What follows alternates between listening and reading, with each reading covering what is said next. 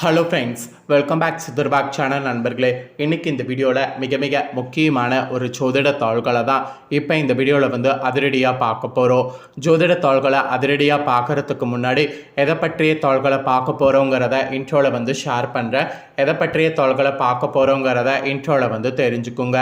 தற்போது 2025 ஆண்டில் ஆங்கில மாதத்தில் 8வது மாதமான ஆகஸ்ட் மாதமும் தமிழ் மாதத்தில் 5வது மாதமான ஆவணி மாதமும் நடந்துட்டுருக்கு. இந்த மாதம் ஆன்மீக ரீதியாக மிக முக்கியமான மாதமாக கருதப்படுது. காரணம் என்னென்னா, ஆன்மீக ரீதியாக சிறப்பான திதிகள் இந்த மாதத்தில் வருது. அதனால் இந்த மாதம் மிக முக்கியமான மாதமாக கருதப்படுது. இந்த மாதத்தில் அப்படி என்ன முக்கியமான நாள் ஆன்மீக ரீதியாக வருது அப்படின்னு பார்த்தீங்கன்னா, ஆகஸ்டுடைய 27ஆம் தேதி அந்த நாள் வருது. ஆகஸ்டுடைய 27ஆம் தேதி கரெக்டாக அன்னைக்கு தமிழ் மாதம் ஆவணியுடைய 11ஆம் நாள், கிழமை புதன்கிழமை. இந்த நாள் ஆவணி மாதத்தில் வளர்பிறையுடைய சதுர்த்தியானது வருது. இந்த வளர்பிறையில் வரக்கூடிய சதுர்த்தி சாதாரண சதுர்த்தி கிடையாது. இந்த சதுர்த்தியில் தான் முன்னொரு காலத்தில் விநாயகர் அவதரித்ததாக கூறப்படுது. அவருடைய பிறந்த நாள் தான் இந்த நாள். ஸோ விநாயகர் சதுர்த்தி இந்த வருடம் பார்த்திங்கன்னு வச்சுக்கோங்களேன், ஆகஸ்ட் 27ஆம் தேதி புதன்கிழமை ஆவணி 11ஆம் நாள் வருது. இந்த விநாயகர் சதுர்த்தியை முன்னிட்டு கிரகங்களிடையே ஏற்படக்கூடிய சிறப்பு யோகங்கள் காரணமாக ஒவ்வொரு ராசிக்காரங்களுக்கும் தலையெழுத்து மாறும். அப்படி மாறக்கூடிய தலையெழுத்தை ஒவ்வொரு ராசிக்காரங்களும் தெரிஞ்சு பயனடையணுங்கிறதுனால ஒவ்வொரு ராசிக்காரங்களுக்கும் என்ன நடக்கும் அப்படிங்கிறத ஷேர் பண்ணிட்டு வரேன். அதில் இன்றைக்கி இந்த வீடியோவில் துலாம் ராசிக்காரங்களுக்கு ஷேர் பண்ண போகிறேன். துலாம் ராசியில் பிறந்த நேயர்கள் இந்த ஒரு வீடியோவை ஸ்கிப் பண்ணாமல் பாருங்கள். உங்களோட ராசிக்கு இந்த விநாயகர் சதுர்த்தியிலிருந்து என்ன மாதிரி தலையெழுத்து மாறும் அப்படிங்கிறத தெரிஞ்சு அதற்கேற்ப நடந்து பலன் பெறுங்க.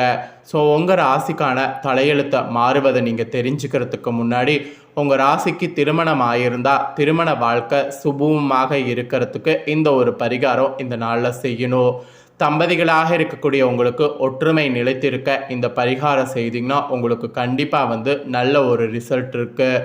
ஸோ இந்த விநாயகர் சதுர்த்தியில் தம்பதிகள் ஒற்றுமையோடு வாழ ஒரு பரிகாரம் செய்யணும்.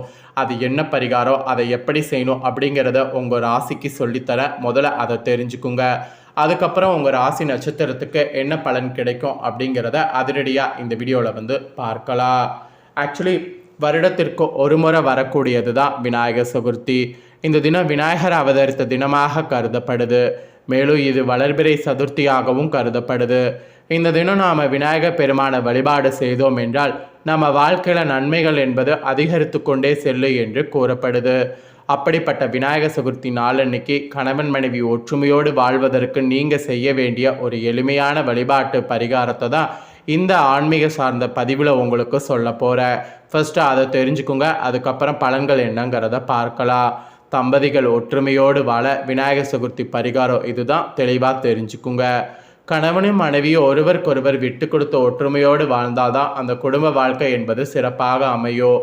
அப்படி குடும்ப வாழ்க்கை சிறப்பாக அமைந்தாதான் உங்களுக்கு பிள்ளைகள் சிறப்பாக வளர்வாங்க. ஒரு குடும்பமே சிறப்பாக இருப்பதற்கு கணவனும் மனைவியும் தான் முக்கிய காரணமாக திகழ்கிறாங்க. அப்படிப்பட்ட கணவனும் மனைவிக்கு இடையே கருத்து ஒருமைப்பாடு இல்லாத பட்சத்தில் அந்த குடும்பம் நிம்மதியற்ற சூழ்நிலைக்கு போய்விடும். அந்த நிம்மதியை பெறுவதற்கு விநாயகர் பெருமானை வழிபாடு செய்யக்கூடிய முறையை பற்றி தான் இந்த வீடியோவில் சொல்ல போகிறேன். விநாயகர் சதுர்த்தி அன்னைக்கு விநாயகர் பெருமானுக்கு பலவிதமான வழிமுறைகள் பின்பற்றி வழிபாடு செய்யப்படும்.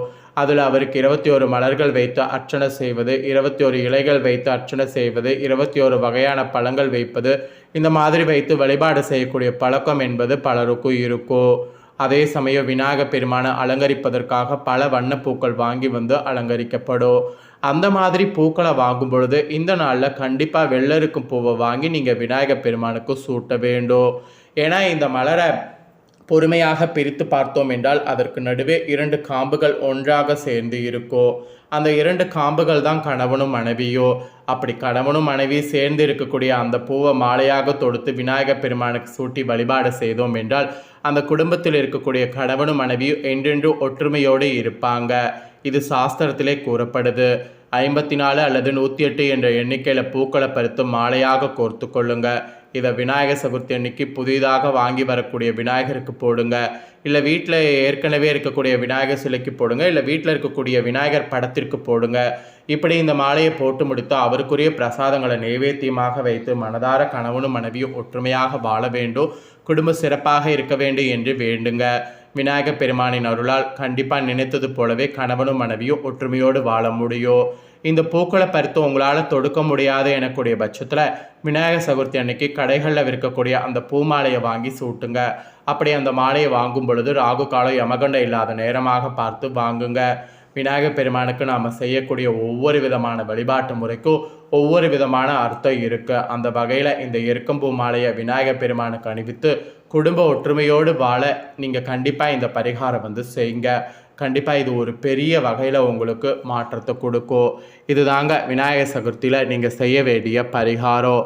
இப்போ உங்கள் ராசி நட்சத்திரத்துக்கு விநாயகர் சதுர்த்தியிலேருந்து என்ன மாதிரியான பலன் கிடைக்குங்கிறத சொல்ல போகிறேன். ஸோ என்ன மாதிரியான பலன் கிடைக்கும் அப்படிங்கிறத தெரிஞ்சு அதற்கேற்ப நடந்து பலன் பெறுங்க. ஃபஸ்ட்டு துலாம் ராசி சித்திரை 3-4 பாதங்களில் பிறந்தவங்களுக்கு சொல்லப்பட்டிருக்கு. மனம் சொல்வதை தெய்வ வாக்காக கொண்டு வாழ்ந்து வரக்கூடிய உங்களுக்கு இந்த ஆவணி சதுர்த்திக்கு பிறகு நன்மைகள் நடைபெற போகுது. தைரியக்காரகன், இரத்தக்காரகன், யுத்தகாரகன் செவ்வாய் இந்த டைம் விரயஸ்தானத்தில் சஞ்சரிப்பதால் செலவுகள் அதிகரிக்கும். உடல்நிலையில் சிறு சிறு சங்கடங்கள் உண்டாகும். இருந்தாலும் பாக்கியஸ்தானத்தில் சஞ்சரிக்கக்கூடிய குரு பகவான் உங்கள் ராசியை பார்ப்பதால் எந்த விதமான நெருக்கடி வந்தாலும் சமாளிக்கக்கூடிய ஆற்றல் இருக்கும். செல்வாக்கு அந்தஸ்து உயரும். இதுவரை குடும்பம், தொழில், உத்தியோகத்தில் இருந்த பிரச்சனைகள் ஒவ்வொன்றாக விலக ஆரம்பிக்கும். உங்கள் மனதில் நிம்மதியான நிலை உருவாகும். உங்கள் வாழ்க்கையில் எதிர்பார்த்த முன்னேற்றம் கிடைக்கும். தொழிலில் ஏற்பட்ட தடைகள் விலகும். எதிர்பார்த்த லாபம் வரும். அரசியல்வாதிகளுக்கு புதிய பொறுப்பும் பதவியும் கிடைக்கும். திருமண வயதில் இருப்பவர்களுக்கு தகுதியான வரன் வரும். பணியாளர்களுக்கு எதிர்பார்த்த இடமாற்றம், பதவி உயர்வு கிடைக்கும். புதிய வீடு வாகனம் வாங்கக்கூடிய யோக சிலருக்கு உண்டாகும். குழந்தைக்காக ஏங்கி கொண்டிருக்கக்கூடிய உங்களுக்கு ஏக்கம் தீரும். உங்கள் நீண்ட நாள் கனவுகள் நினைவாகும். இதுவரை இருந்த போராட்டங்கள் முடிவுக்கு வரும். கணவன் மனைவிக்குள் ஒற்றுமை அதிகரிக்கும். குடும்பத்தின் மீது, வருமானத்தின் மீது அக்கறை உண்டாகும். ஸோ இந்த மாதிரியான மாற்றங்கள் ஏற்படுங்க. அப்புறம் சுவாதியில் பிறந்த துலாம் ராசிக்கு சொல்லப்பட்டிருக்கு.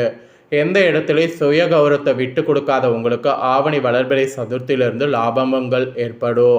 பூர்வ புண்ணிய புத்திய ஸ்தானத்தில் ராகு சஞ்சரித்தாலும் பாக்கிய குருவின் பார்வை 5வது இடத்திற்கு கிடைப்பதால் உங்கள் நிலை உயரும். குடும்பத்தில் ஏற்பட்ட பிரச்சனைகள் விலகும். உறவுகளோடு இணக்கம் ஏற்படும். பூர்வீக சொத்தில் ஏற்பட்ட வம்பு வழக்குகள் முடிவுக்கு வரும். பிள்ளைகளால் பெருமை உண்டாகும். குழந்தைகளுக்காக காத்திருந்தவர்களுக்கு நல்ல தோள்கள் கிடைக்கும். லாபஸ்தானத்தில் உங்கள் லாபாதிபதியும் கேதுவும் சஞ்சரிப்பதால் வருமானம் உயரும்.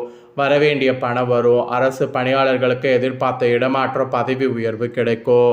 நீண்ட நாள் முயற்சிகள் வெற்றியாகும். இழுபறியாக இருந்த வழக்குகள் உங்களுக்கு சாதகமாகும். சுக்கிரன் சாதகமாக சஞ்சரிப்பதால் உங்கள் எதிர்பார்ப்பு நிறைவேறும். உதவி என கேட்டு வருபவர்களுக்கு உங்களால் இயன்றதை செய்வீங்க. அப்புறம் உங்கள் பாக்கியாதிபதி புதனின் சஞ்சாரம் சாதகமாக இருப்பதால் வியாபாரிகள், கலைஞர்களுக்கு புதிய ஒப்பந்தம் கிடைக்கும். இந்த மாதிரி பல மாற்றங்கள் உங்கள் நட்சத்திரத்துக்கு ஏற்படும் என்பது குறிப்பிடப்பட்டிருக்கு. அதுக்கப்புறம் விசாக 1, 2, 3 பாதங்களில் பிறந்த துலாம் ராசிக்கு சொல்லப்பட்டிருக்கு.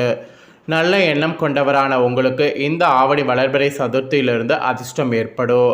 பாகிஸ்தானத்தில் மங்களகாரகன் குரு சஞ்சரிப்பதால் எடுக்கக்கூடிய முயற்சிகள் வெற்றியாகும். உங்கள் செல்வாக்கு உயரும். புதிய சொத்து சேரும். குடும்பத்தில் இருந்த நெருக்கடி காணாமல் போகும். வேலையில் ஏற்பட்ட பிரச்சனைகள் முடிவிற்கு வரும். எதிர்பார்த்த இடமாற்றம், பதவி உயர்வு கிடைக்கும். சிலர் புதிய வீட்டில் குடியேறிவிக்க. குடும்பத்தில் சுப நிகழ்ச்சிகள் நடைபெறும். கணவன் மனைவிக்குள் ஏற்பட்ட பிரச்சனைகள் முடிவுக்கு வரும். இணுக்கமான நிலை ஏற்படும். கடன் தொல்லை விலகும். ஜென்ம ராசிக்கு 3, 5வது இடங்களில் குரு பார்வை உண்டாவதால் சகோதரர்கள் ஆதரவு கிடைக்கும். பிரிந்திருந்தவர்கள் ஒன்று சேருவீங்க. இதுவரை உங்களுக்கு இருந்த நெருக்கடிகள் எல்லாம் இருந்த இடம் தெரியாமல் போகும். மனதில் நிம்மதி ஏற்படும். வியாபார வகையில் முன்னேற்றம் அடைவீங்க. தொழில் லாபம் கிடைக்கும். பணியாளர்கள் ஒத்துழைப்பு உங்கள் முயற்சிகளை வெற்றியாக்கும். கடந்த காலத்தில் ஏற்பட்ட பிரச்சனைகள் ஒவ்வொன்றாக முடிவிற்கு வரும். வெளிவட்டாரத்தில் உங்கள் செல்வாக்கு கூடும். அரசியல்வாதிகளுக்கு புதிய பொறுப்பு, பதவி கிடைக்கும். திருமண வயதினருக்கு வரன் வரும். குழந்தைகளுக்கு காத்திருக்கிறவங்களுக்கு இனிப்பான தகவல்கள் கிடைக்கும். ஸோ இந்த நட்சத்திரத்தில் பிறந்தவங்களுக்கு இதுதான் பலன் என்பது குறிப்பிடப்பட்டிருக்கு. இதற்கேற்ப நடந்து பலன் பெறுங்க. ஸோ துலாம் ராசிக்காரங்க உங்களோட நட்சத்திரத்துக்கு ஏற்ப இந்த வளர்பிறை சதுர்த்திக்கு பிறகு என்ன நடக்குங்கிறத தெளிவாக இந்த வீடியோவில் ஷேர் பண்ணிட்டேன். ஷேர் பண்ண பலனை தெளிவாக இந்த வீடியோவில் உங்களோட ராசிக்கு நீங்கள் தெரிஞ்சிருப்பீங்க. தெரிஞ்சதுக்கேற்ப நடந்து பயன்பெறுங்க.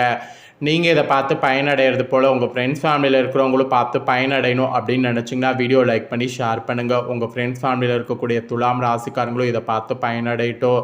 இதே போல் புதிய தாள்களை தெரிந்து கொள்ள நம்ம சேனலை சப்ஸ்கிரைப் பண்ணுங்கள், கூட பெல் பண்ண ப்ரெஸ் பண்ணுங்கள். ஃபஸ்ட் டைம் பார்க்குறவங்க அதை பண்ணிட்டீங்கன்னா இனி நான் போடுற மற்ற அப்டேட்டான எல்லா வீடியோஸும் உடனுக்குடனே தெரிந்து கொள்ளலாம். ஸோ மறக்காமல் பண்ணுங்கள். சுவாரஸ்யமாக வேறொரு வீடியோவில் சந்திக்கிறேன். நன்றி.